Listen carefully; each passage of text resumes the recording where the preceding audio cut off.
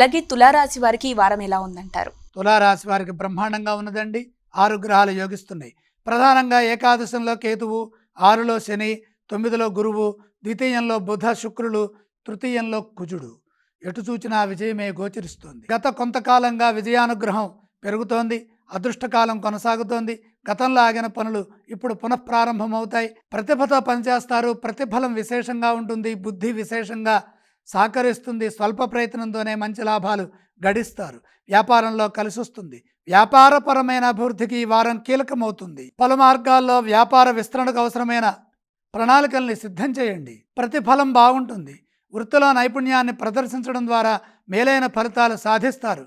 శుభప్రదమైన భవిష్యత్తుకి ఈ వారం ఎంతో కీలకమవుతుంది. ఇప్పుడు తీసుకునే నిర్ణయాలు శ్రేయస్సును పెంచుతాయి. సృజనాత్మకమైన ధోరణితో పనిచేయడం ద్వారా పలు మార్గాల్లో లాభపడతారు. ఉద్యోగంలో శ్రేష్టమైన ఫలితాలు సిద్ధిస్తాయి. కృషికి తగిన గుర్తింపు లభిస్తుంది. ఆనందించే అంశాలున్నాయి. కుటుంబపరంగా మేలు జరుగుతుంది. ఈ రాశి వారు ఏ స్తోత్రం పఠిస్తే బాగుంటుందంటారు గురువుగారు? తులారాశి వారు శ్రీ మహాలక్ష్మి అమ్మవారిని స్మరించడం మంచిది. ఇక ఈ రాశి వారు ఏ ఆలయాన్ని సందర్శించాలి? లక్ష్మీ ధ్యానం శుభప్రదం. ఈ వారం ఏవేవి దానం చేస్తే బాగుంటుందంటారు? దానాలు అవసరం లేదు.